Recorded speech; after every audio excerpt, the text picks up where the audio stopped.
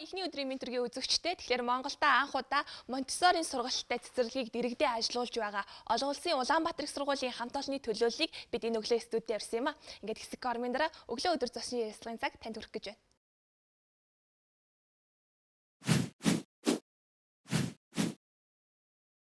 Ингээд зочны ярилцлагын цагаа эхлүүлэхээс өмнө үзэгч та бүхэнд өнөөдрийн 30 минутын ярилцлагыг надтай хамт хөтлөхөөр Монголын үндэсний албан нийтийн телевизийн сэтгүүлч досон ажиллаж байгааг дуулах гэж таатай байна. Шинэ 7 өдрийн эхний өглөөний мэнд. Баярлалаа. Өнөөдөр бас шинэ 7 өдрийн эхний 7 өнөг болж байна. Бас нийт үзэгчтэй зочдтой бас энэ 7 өнөг ирч хүчтэй байхыг хөгжөөтэй яриад өнөөдрийнхөө ярилцлагыг эхэлж байна. Тэгэлгүй яах вэ? Үзэгчд нийт үзэж байгаа түмэндээ хоёлаа ирч хүч бэлгэхийн тулд өнөөдрийн ярилцлага маш ариун баялаг сэдв бүхий сонирхолтой зочдыг уулзуулахаар бэлдсэн байна. За ингээд студид ирсэн зочтой үзэгч та бүхэнд танилцуулъя. Олон улсын Улаанбаатар их сургуулийн ерөнхий захирал ОДОГ. За мөн тус сургуулийн техникийн эрхлэгч доктор Оюун Эрдэнэ. За мөн студид тус сургуулийн техникийн эрхлэгч Алтай нар хүрэлцэн ирсэн байна. За та бүхэнд шинэ өглөөний мэнд хүргэе. За та бүхэн болон үзэгчдээ өглөөний мэнд хүргэе. За би түрүүн ярилцлага эхлэхийн өмнө онцлсан байх Монтессорийн сургалт бүхий анхны цэцэрлэг гэж. Досон багш ер нь энэ тухай дуулж ирсэн үү? Үгүй. Досон багш гээ. Сайхан бэлэгшээтэй. Чинь багш байна гэдэг чинь үнэхээр сайхан ш. Гэхдээ бас би хаяа өөрийгөө бас багш гэж боддог. За баярлалаа. Тэгэхээр энэ Монтессорийн сургалт гэж одоо яг ямар сургалтыг хэлдэг юм бэ? Энэ талаар бас ихлээр үзэгчтэй бас нэг тайлбар хийлээ. Тийм тэгэхээр Италийн нэрт сурган хүмүүжүүлэгч Мария Монтессори гэдэг эмэгтэй бага насны хүүхдийн оюун ухаан танин мэдхүй сэтгүүн хөгжлийг дэмжих өвөрмөц сургалтын аргыг нээсэн байдаг. Тэгээд энэ сургалтын аргыг нь бол тэр нэрт сурган хүмүүжүүлэгч Монтессоригийн нэрээр бол нэрлсэн. Тэгээд энэ сургалтын аргыг нээснийхин төлөө Нобелийн шагналыг 5 тан өгсөн байдаг энэ хүнд. Тэгээ энэ сургалтын арга нь бол ерөөсөө хүүхдийн хөгжлийг, бага насны хүүхдийн хөгжлийг тэр одоо хүртэхүй танин мэдхүү буюу юу хүртэж мэдэрч байгаа гэдэг тэр мэдрэхүүгээр нь 5 мэдрэхүүгээр нь дамжуулж хөгжүүлдэг тийм өвөрмөц сургалтын арга. Өөрөөр хэлбэл 2 дээр 2-ыг нэмэх нь 4 гардимаа гэж одоо хий хоосон заахгүйгээр 2 зүйл гэдэг бол нийлээд 4 болд юм а гэдэг тэр гараар нь байж мэдрүүлдэг тэр мэдрхүүгээр нь дамжуулж сургадаг юм өвөрмөц заргац. Тэгэхээр Улаанбаатар их сургуулийн хамт олон бол энэ намар цэцэрлэг маань анх байгуулагдаад бас 7 оноос эхэлсэн бах тийм үйл ажиллагаа. 10 оноос. За тэгвэл 10 оноос хойш үйл ажиллагаа явуулж байгаад энэ намар цоо шин зориулт ээж бүрэн тоглох 250 хүүхдийн багтаамжтай цэцэрлэгийн байр дэрэгдээ бий болгох шинээр ашиглалтанд орсон шүү дээ. Нийслэл хотод бол цэцэрлэгийн байр, цэцэрлэгийн хүүхдүүдийг хүлээж авах төр орчин бол тулгымцсан асуудлууд нэг байгаа. Танай сургуулийн хамт олонны хувьд энэ тал дээр бас анхаарч ажиллаж байгаа сайшаалтай юм байна. 2010 онд анх Монтессори сургалттай цэцэрлэгийг байгуулад тэгээд арай одоо цөөн хүүхдийн тийм багтаамжтай хуучин байртай байж байгаа. Энэ жил бол 3 давхар 250 хүүхдийн багтаамжтай зориултын тийм одоо тоглог сайхан цэцэрлэгийг бол ашиглалтанд оруулсан. Энэ маань бол манай сургуулийн багш ажилчид өөрсдөө хүүхдийн өхөөс гадна тэр одоо орчмын оршин суугчдын хувьд бол маш их таатай боломж болсон.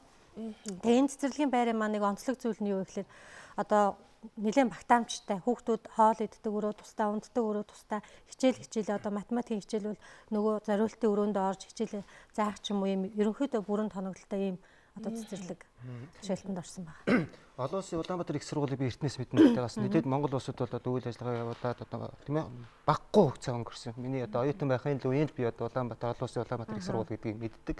Тэгээд бас нийгмийн хариуцлагыг ухамсарлаад одоо энэ дэрэгдээ одоо тийм ээ одоо энэ цэцэрлэгийг байгуулад дээрэс нь одоо миний мэдхийн бас дунд ахлах гэсэн бас сургуулиудаас дэрэгдээ дунд ахлах гэсэн тийм. Тийм манай сургууль чи ерөнхийдөө цогцлбор сургууль байгаа. Тэгэхээр 2004 онд анх бага сургууль байгуулагдчихсэн. За 2008 онд бол ахлах сургууль, дунд сургууль нь бол байгуулагдсан. Үндсэндээ бол манай сургууль тэг их сургуультай нэм цогцлбор одоо Улаанбаатар гэсэн нэг өөр ингэсэн сургалтын тийм нэг арга зүй брендийг бол Монгол улсад бий болгохын төлөө ажиллаж байгаа ийм одоо хамт олон бол байгаа. За би ОДОГ доктор ОДОГ багшаас асуумаар байна л да. Анх яагаад заавал энэ Монгол улсад цогцлбор дэрэгдээ бага дунд ахлах сургуультай за бүр цэцэрлэгийн үйл ажиллагаа явуулж байгаа энэ цогцлбор сургуулийг байгуулахаар зорив. За ингээд одоо өдрөөс өдөрт танай сургууль улам бүр өргөжин тэлж байна. Эргээд та тэр сургууль байгуулсан анхны түүхэн замналаас иргэнийг дурсаад ярихгүй юу? 우리 학교는 1995년도에 이제 한국어를 가르치기 위해서 세워졌습니다. 사실 우리 학교를 세운 것은 이제 한국 사람들이 세우게 되는데요. 우리 한국 사람들이 지금 세계에서 아주 작은 나라지만 아주 큰 영향력을 행사하는 나라가 됐습니다. 그것은 우리가 교육 덕분이라 생각합니다. Тэгэхээр манай сургуулийн хувьд 1995 онд анхaalж Солонгос хэлний дамжааны хэлбэрээр байгуулагдсан байдаг. Тэгээд мэдээж та бүхний мэдж байгаа чинь Солонгос улс маань жижигхэн цар хүрээний хувьд бол жижигхэн улс боловч өнөөдөр дэлхийн дахнаа бас тодорхой хэмжээгээр нөлөөлдөг улс болж чадсан нь боловсролын системийн боловсролынх нь хүч нөлөө гэж би боддог. 우리가 한 50년 전만에 세계에서 가장 가난한 나라였습니다. 그러나 지금 세계에서 힘 있는 나라로, 작지만 힘 있는 나라로 클 수 있었던 건 교육 때문이었는데요. 우리가 이렇게 교육적으로 발전할 수 있었던 것은 미국 사람들의 많은 도움이 있었습니다. 그래서 우리와 가장 가까운 사람들에게 도움을 줘야 된다 하는 그 생각을 가지고 저희들이 이제 여러 나라를 찾아다니는 가운데 몽골이 우리 인종적으로나 또는 역사적으로나 우리와 가장 가까운 그 민족이라는 거 알고 그래서 이제 몽골에 대학을 세워 몽골을 도와야 되겠다, 몽골을 섬겨야 되겠다는 자세로 대학을 세웠고요. 그래서 지금 현재 우리 대학은 6개 대학으로 발전해서 몽골의 젊은이들을 세계의 지도자로 이렇게 양육하는 데 앞장서서 있습니다. Тэгэхээр 50 жилийн өмнөх л манай улс маань эдийн засгийн хувьд бол маш хүндрэлтэй тийм ээ ядууд ороо тийм улс байсан боловч 50 жилийн дотор ингэж хөгжиж чадсны нууц бол тухайн үед Америк нэгдсэн улсын зүгээс бидэнд боловсролын салбар дээр маш их туслалцаа үзүүлсний үр дүнд бий болсон гэж бид боддог. Ийм ч утгаараа бид бас боловсрол гэдэг энэ зүйлийг өөр хөдөлгөөний улсуудад хүргэх шаардлагатай хүргэх ёстой гэсэн өөрөг хариуцлага ухамсарлаж амьдрдаг ард түмэн байгаа. Тэгээд ямар улсад тийм ээ энэ боловсролын систем дээр бид хамтран ажиллах боломжтой вэ гэдэг талаар бид эрен хайж байгаа. Бидэнтэй одоо түүхийнхаа хувьд ч тэр хамгийн ойрхон, үндэснийхээ хувьд ч тэр хамгийн ойрхон Монгол улсад тийм ээ боловсролын систем дээр нь хамтран ажиллая гэдэг үгнээс анхлан сургуулаа байгуулж ирсэн байгаа. Тэгээд өнөөдрийн байдлаар сургууль маань 6 салбарт сургуультай 2500 гаруй сурагчтайгаар үйл ажиллагаа явуулж байгаа юм сургууль болон өргөжинд хэлээд байна. За анх Солонгос хэлний дамжааг байгуулагдаж сургууль байгуулах зам нь эхэлж байсан гэж ярьж байна. Тэгвэл өдгөө яг хичнээн оюутантай хэдэн салбар сургуультайгаар үйл ажиллагаа нь өргөжинд хэлж явагдаж байна вэ? За мөн олон улсын гэсэн тодтголтой Улаанбаатар их сургууль яг ямар мэрэгчлэр ямар салбар чиглэлээр элсэлт авч байгаа юм бэ? Өөрөөр хэлбэл зах зээлд бэлтгэж байгаа боловсон хүчин. 네, 지금 우리 대학은 6개 대학으로 지금 있습니다. 인문대학, 또 법대, 간호대, 농대, 경상대 이런 그 6개 대학으로 지금 되어 있고요. 현재 한 120명의 교수님들이 학교로 수고를 하고 있습니다.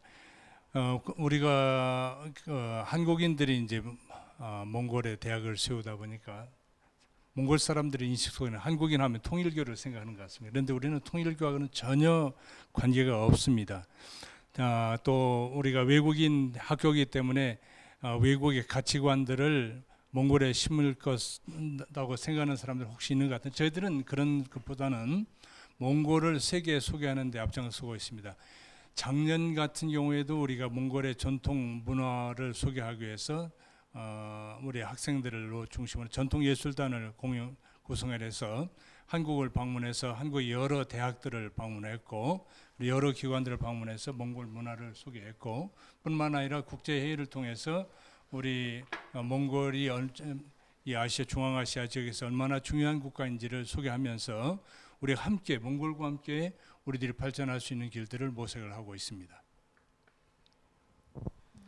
Тэгэхээр манай сургуулийн хувьд болохоор одоо 2500 гаруй оюутантай гэж та бүхэн дурдсан. Тэгэхээр одоогийн байдлаар бид хүмүүнлэг, инженер, хөдөө аж ахуй, эдийн засаг, сувилгын хууль гэсэн 6 салбартай үйл ажиллагаагаа явуулж байна. Бид дотор 120 орчим эрдэмтэн багш нар оюутандаа зааж сургах хөдөлмөрөөр эрхэлж байгаа байна. Тэгэхээр магадгүй биднийг нөгөө Солонгосын хөрөнгө оруулалттай сургууль гэж бодохоор, гадны хөрөнгө оруулалттай сургууль гэж бодохоор монгол хүмүүсийн донд одоо мууны шашинтай ч юм уу тийм ээ холбоотой сургууль гэж ойлгодог юм шиг санагддаг. Гэхдээ миний хувьд бол энэ тал дээр ямар ч тийм холбоогүй, хамааралгүй гэдэг та бүхэнд хэлмээр байна. Бас гадаадын хөрөнгө оруулалттай сургууль юм чинь гадны тийм ээ ойлголтыг, гадны соёлыг Монгол улсад түгээн дэлгэрүүлэх зорилготой гэж ойлгодог болов. Гэтэл бидний хувьд бол өнгөрсөн жилийн хугацаанд Монгол соёлыг, Монголын соёлыг, монгол хэлийг бас дэлхийн улсуудад хүргэх тал дээр бас анхаарлаа хандуулан ажилладаг. Өнгөрсөн жилийн хувьд тэгэхээр бид нар оюутнуудаасаа бүрдсэн уламжлалт, зан заншлыг сурталчлах зорилготой баг байгуулад Солонгос ихтэй сургуулиуд дээр Солонгос Монголын үндэсний урлагийг сурталчлах ийм ажлуудыг олон ихтэй сургуулиуд дээр явж хийсэн байгаа. Бас олон байгууллагууд дээр явж хийсэн байгаа. Мөн манай багш нар маань ингээд зүүн өмнөд Азийн 6 улсын хамтран явуулж байгаа нэг зам нэг бүс гэсэн олон улсын хуралд оролцож бас Монгол улсаа төлөөлөн ажиллах ийм ажлуудыг маш олон байдлаар хийж ирсэн байгаа. Үнэхээр баярлалаа. Бас саяны таны ярианд бас тийм ээ Монгол соёлыг, Монгол өв уламжлалыг бас олон улсад таниулах тийм ээ энэ бас их үйл ажиллагаанд тань бас амжилт хүсэж байна. Бас Монголын төлөө гэсэн цохилох зүрхтэй тань үзэгчтэйгээ бас талархлаа илэрхийлж байна. За. Тэгээ ер нь бол одоо анх би түрүүн бас ярьсан шүү дээ. Анх 95 онд ингээд дамжаа хичээлүүлээд өнөөдөр буюу цогцлбор сургууль тийм ээ олон улсын хэмжээнд үйл ажиллагаа явуулдаг. Бас нэг Монголын бас нэгэн бахархал бас ийм сайхан сургууль болж өргөжин хөгжихэд тань бас та бүхний бас тийм ээ хүч хөдөлмөр маш их нөлөөсөн. Түүнээс гадна бол ер нь Монгол Солонгос хоёрын ах トゥ угийн найрамдалт харилцаатай болсон тийм ээ. Энэ хугацаанд манай Монголын баггүй хүмүүс одоо тэнд одоо ажиллаж амьдарч сурч байна. Өнөөдөр Солонгос судлал маш эрчтэй хөгжиж байна. За ярианыхаа төгсгөлд бас энэ талаар дэлгэрүүлж манай зочид хариулах бах. Ягаад тэгэхээр үнэхээр олон гадны хөрөнгө оруулалттай ихтэй сургууль бол ахлах сургуулиуд манай улс үйл ажиллагаа явуулж байгаа. Тэр бүхэн бас дан ганц тухайн орны соёл уламжлалыг одоо өөрийн оронд нутагшуул таниулах биш харин төдийгүй Монголыг олон улсын давцанд сурталчилж байгаа. За бас дэлхийн хэмжээнд өрсөлдөхүйц олон улсын стандартад нийцсэн чадварлаг боловсон хүчин бэлтгэгдэл дээр ажиллаж байгаа гэдэг нь харагдаж байна. За тийм хамт олонны төлөөллийг бид энэ өглөө урьж ярилцж байгаа. За тэгвэл оюутан суралцагчдын хувьд Улаанбаатар их сургууль, за олон улсын Улаанбаатар сургуульд элсгэд үзүүлдэг тодорхой хөнгөлөлт тэтгэлгүүд байдаг тийм үү. За элсэн хойноос сургалтын явцад мөн тэднийг дүн хичээл зүтгэлээр нь урамшуулдаг. За энэ тогтолцооны тухай оюутан нөхд илэрүүлж ярихгүй юу? Тийм тэгэхээр ер нь бол боловсролын систем гэдэг нь өөр аливаа улс орны хамгийн гол анхаарал хандуулах хэрэгтэй юм чухал салбар байдаг. Тэгээ боловсролын байгууллага гэдэг нь бизнесийн байгууллага биш. Энэ бол оюуны хөрөнгө оруулалт хийдэг маш том нийгмийн тэргүүлэх салбар. Тэгээ энэ утгаараа бол манай сургууль бас нийгэмд өөрийн гэсэн өнгө төрхийг бий болгосон. Өнгөрсөн 20 жилийн хугацаанд тэгээ үүний нэг бол оюутны төлөө сургууль юм байна манай сургууль. Тэгээ тийм учраас оюутнуудаа бол ерөнхийдөө олон төрлийн тэтгэлэг байдаг ч гэсэн энийг ерөнхийд нь хоёр одоо ангилж болно. Нэгт нь бол шинэ элсэгчдэд зориулсан тэтгэлэг гэж байдаг. За өөрөөр хэлбэл энэ жилийн шинэ элсэгчид маань одоо манай сургуульд элснээрээ тухайлбал улсын олимпиадад 1-3 дугаар байр эзэлсэн элсэгчийг бол манай сургууль 100% төлбөрийн тэтгэлэг болгоно. За 3-5 дугаар байр эзэлсэн одоо сурагчдад бол 60% тэтгэлэг. За 6-8 дугаар байр бол 40% гэдэг. За мөн хот аймаг дүүргийн олимпиадад одоо байр эзэлсэн тухайлбал 1-р байр эзэлсэн бол 70%. За тэгээд 3-5 гэх юм бол мөн л одоо 40%, 30% гэдэг ингээд тэтгэлгүүдийг бол олгоно. Мэдээж энэ оюутнууд маань бол их сургуульд элсэх одоо босон оноогоо бол бас хангасан байх хэрэгтэй шүү дээ. За энэ олимпиадын одоо амжилттай суралцсан одоо сурагчдын тэтгэлгээс гадна элсэлтийн ерөнхий шалгалтын оноогоор нь бол бид бас тэтгэлэг болгоно. Тухайлбал 700 одоо 20 оноо авсан одоо элсэгч байлаа гэж үзэхэд манайх чинь юу байгаа вэ? 720 оноотой бол сургалтын төлбөрийн 40%, 730 оноотой бол 60%, 740 оноотой бол 80%. Хэрвээ та 750-аас дээш оноо авсан бол манай сургууль бүрэн одоо 100% тэтгэлгээр суралцах юм боломжтой байна. За нөгөө талдаа элсэж орсныхоо дараагаар суралцж байгаа оюутнуудаа манайх 4 төрлийн тэтгэлгийг санал болгодог. Энэ бол манай сургуулийн Монголын боловсролын системд бий болгосон анхны бөгөөд ийм өвөрмөц тэтгэлэг гэж бид ойлгодог. За юу вэ гэхээр нэгдүгürt нь оюутан сурагчдын суралцах идэвх сонирхлыг нэмэгдүүлэх үүднээс сурлагын одоо голч дүнгээр нь олгодог тэтгэлэг байгаа. Ер нь манай монгол оюутнууд гадаадад одоо сурахтаа ч гэсэн нэгдүгээр тухайн сургуулийн чамсааг хардаг. Хоёрдугаарт нь бол элсэгчтэй оюутнуудаа ямар одоо боломжийг олгодог вэ гэдгийг хардаг шүү дээ. Тэтгэлэг гэдэг бол тухайн сургуулийн их чухал зүйл байдаг. Тэгээ тэр утгаараа бол манай сургууль яг олон улсын одоо их сургуулиудын жишгийн дагуу сурлагын амжилтаар нь бол тэтгэлэг олгож байгаа. Энэ маань голч дүнгээсээ хамаарат 30, 50, 70, 100% тэтгэлэг байгаа. Тухайн оюутан бол одоо суралцах хугацаанд голч дүн 3.5-аас дээшээ одоо тий байх юм бол 4 жилч одоо тэтгэлгээр өнгөө сурах юм боломжтой. Ийм оюутнууд бол манайд зөндөө байгаа. За хоёрдугаарт нь бол авиасыг дэмжих тэтгэлэгт хөтөлбөр гэж байдаг. Энэ нь урлаг спортын одоо авиастай тэр чиглэлээр одоо улсын болон гадаад улсад амжилт гаргасан оюутнуудтай бол тэтгэлэг олгодог байгаа. Жишээлбэл манай сургуулийн одоо Сагсан бөмбөгийн Одоо баг байна, хөл өмгийн баг байна. Хөл өмгийн баг бол Азийн футзалын одоо авраг тийм баг байгаа тийм. Их олон тэмцээн уралдаанаас амжилттай дагаж тэгэхээр ирдэг. энэ одоо оюутнуудаа бол бид нар спортын тэтгэлэг өгдөг байгаа. За 3 дугаарт нь бол их чухал. Өнөөдөр манай Монголын нийгэмд хүмүүсийн амьдрал ямар байгаа эдийн засгийн хямрал их байна. Тэгээ энэтэй холбогдуулаад бид нар нийгмийн халамжийн тэтгэлэг гэж болгодог. Өөрөөр хэлбэл сурахыг хүссэн одоо хүсэл эрмэлзэлтэй сургалтын одоо амжилттай мөртлөө ар гэрийн байдлаасаа бол сурах боломжгүй олон мянган залуучууд байгаа. Тэдэнд бид бас боломж олгодог байна. Энэ нийгмийн халамжийн тэтгэлэг маань бол хагас өнчин, бүтэн өнчин, за мөн одоо асрамж халамжийн газар өссөн ийм одоо эмзэг бүлгийн одоо элсэгчдтэй зориулсан ийм тэтгэлэг хөтөлбөр байгаа. За 4-р нь бол цагийн ажлын тэтгэлэг хөтөлбөр гэж байна. Энэ бол одоо их чухал гэж боддог.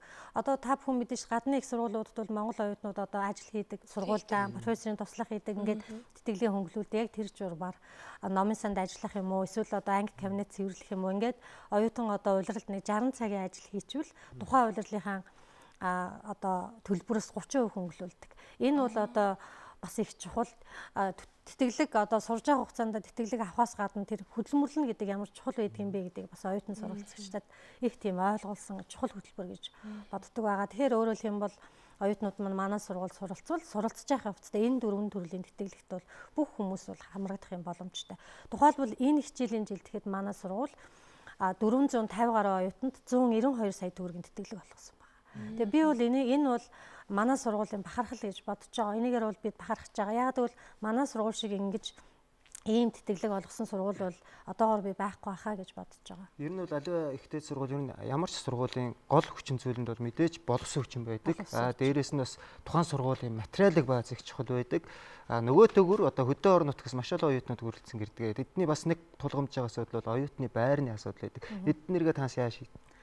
Манай сургууль чинь 250 оюутны байртай, дотор байртай. Ер нь хөдөө орон нутгаас жилдээ 300-аас 400 оюутан элсдэг. Сүүлийн үед ялангуяа Баруун аймаг, Баян-Улгийн аймагаас нэлээд оюутнууд одоо элсэх хандлагатай байгаа. Манай сургуульд чинь 100 гаруй оюутан элссэн байна. Бид тэдэнд зориулаад монгол хэлний сургалтын төв нээсэн. Бүр зориулж тийм. Тэгээд манай сургуулийн оюутны байр бол улсын тэргүүний оюутны байраа шалгарсан өнгөрсөн онд. Тэгээ яагаад гэсэн бэ гэхээр оюутан болгон өрөөндөө одоо ариун цэврийн өрөөтэй, дүүштэй, угаалгын машин, одоо хөргөгч гэдэг ингээд хэрэгцээт бүх зүйл хөдөөний оюутнууд ч одоо хэцүү штэ цонхороо нөгөө өвөл ингээд бид нар ч оюутан байхдаа би ч гэсэн хөдөө оюутны байранд хөдөөний оюутан байла. Нөгөө махан хийх юм олдохгүй цонхноосоо ингээд уутанд хийгээд өнжүүлдэг, дүүжилчдэг. Заримдаа тэрийг алдчихдаг энэ төр тий. Тэгээ манай сургууль бол угаалгын машин хөлдөөгчийн хүртэл оюутнуудад тавьж байна. Яг одоо улсын стандартын хэмжээнд зохицсон байртай. Тийм. Тэгээд одоо утасгүй интернет, фитнес төв гэдэг одоо тэр оюутан хүнд байх ёстой бүх юм байгаа. Таны ярианаас бол үнэхээр одоо оюутнуудыг суралцах нөхцөл боломжийг бүх талаараа хангасан. За тэгээд хичээл сэтгэлийг нь тэтгэлэгт олон талын хөтөлбөрүүдээр дэмжиж урамшуулахаас гадна материалын орчин баазын хувьд ч гэсэн хийхин тоглог тэр нөхцөлийг нь бүрдүүлж чаддаг юм байна гэж ойлголоо. За энэ тэгвэл тухтай нөхцөл энэ орчинд суралцсанаар 4 жил одоо танай сургуулийн боловсролыг танай багш нарын одоо тэрхүү заах арга барилын дагуу эзэмшиж төгссөн төгсөгчд нийгэмд гараад ямар боловсон хүчин хэрхэн бэлтгэгдэж ажиллаж байна гэж та бүхэн одоо дүгнэж байна. Өөрөөр хэлбэл Улаанбаатар олон улсын Улаанбаатар их сургуулийн төгсөгчид ийм байгаасаа гэсэн нэг тодорхой чанар брэнд нэг ёсны эрхэмлэх үнд зүйлсийг төгсөгчдөд олгож өгч чадж байна уу? За. Тэгээд миний бодлохоор өөрөө 2004 онд олон улсын Улаанбаатар их сургуулийн Солонгос хэлний багш орчуулагч мэргэжлэр төгссөн л доо. Тэгээд төгссөнийхаа дараа миний хамгийн их мэдэрсэн зүйл юу вэ гэхээр хамгийн гол нь нэгдүгürt нь бид нар мэргэжил харгалзахгүйгээр маш олон гадаад хэлний мэдлэгийг эзэмших боломж байт юм байна. Солонгос хэл байна, англи хэл байна. Тийм ээ, энэ мэдлгүүдийг бол бид нар мэргэжлийнхаа дэргэд мэргэжлийнхаа хажуугаар бас давхар эзэмших боломж байт юм байна гэдгийг маш их одоо мэдэрсэн ажлын байран дээр гарсныхаа дараа. Үүний дараа болохоор мэдээж сая хоёр ногшны дурдсанаар төрөл бүрийн тэтгэлэгт хөтөлбөрүүд байдаг учраас тэрхүү тэтгэлэгт хөтөлбөрүүдэд хамрагдсанаар оюутан маань суралцж байгаа хугацаанд аль харьцангуй бас эдийн засгийн дарамт багтаагаар суралцаад тэрэн дээр зориулах байсан энэ одоо сургалтынхаа төлбөр ч юм уу тийм ээ тэрийг өөр зүйлээр өөрийгөө хөгжүүлэх боломжтой зүйлүүдэд зарцуулах боломж нь өндөр байсан юм байна гэсэн бодол төрдөг. Тэгээд түүний дараагийн бас нэг зүйл нь юу гэхээр сургуулаа төгссөний дараа биднийг нөгөө Солонгосын ч юм уу Америкийн ч юм уу Хятадын ч юм уу янз бүрийн ихтэй сургуулиудад солилцоогоор явуулах боломжийг маш их бүрдүүлж өгдөө. Тэгээд төгссөн оюутнууд маань бас бакалаврын төвчнийг өшөө илүү цаашаа хөгжүүлээд магистр докторантууд суралцах боломжууд нь бас бусад ихтэй сургуулиудыг төгссөн оюутнуудаас илүү харьцангуй өндөр байд юм байна гэсэн бодол төрж ирсэн.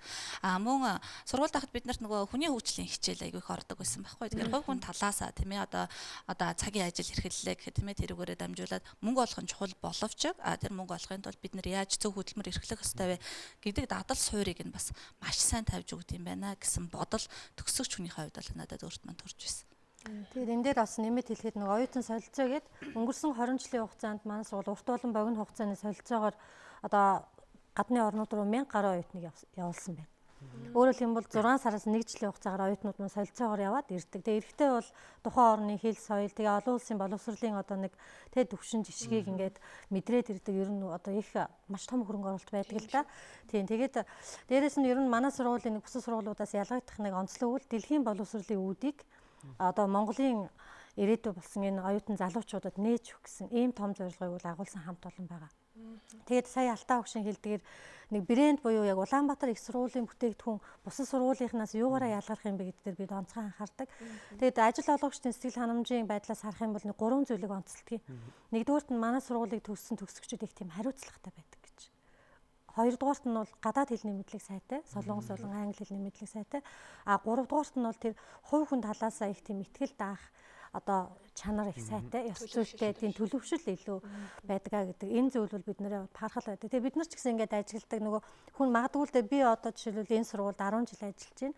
Ихтэй сургуульд бол 16 жил ажиллаж байна. Тэгээ нөгөө өөрөө юм өөрт арай өөр харагддаг гэдэг нэг үг байдаг л да. Гэсэн ч гэсэн ингээд харахаар манай сургуулийн оюутнууд нэг л өөр харагддаг. Тийм. Тэгээ энэ бол биднэрийн бас их одоо бахархдаг зүйл юм аа нэг бол байгаа. Тэгээд манай сургуулиар дамжаад дэлхийн одоо давцанд гарах олон тийм одоо тийм мундаг залуучууд бас бэлтгэж байгаа гэдэгт бол бид итгэлтэй байдаг.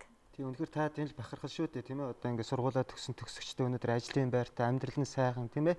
Гэрэлтэй ингээд сайхан инээд хөөрт аз жаргалтай яваг нь харах бол багш хүний хамгийн эрхэм зүйл байдаг. Та бүхэн бас одоо амьдралынх нь бас нэг том үе таалгыг нээж өгсөн. Үнэхээр сайхан бахархаж чинь тийм сургууль.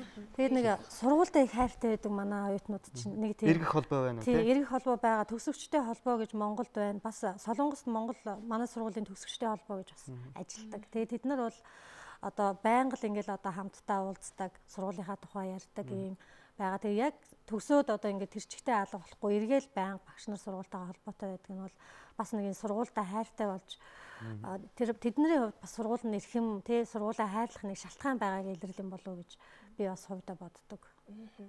Та дөрөв ярианд дурдлаа оюутан солилцооны хөтөлбөрүүдийг бас олон хэлбэрээр хөгжүүлж байна. Жишээ нь таны оюутнууд гадаадас солилцоогоор бас явуул сургаж байна гэлээ.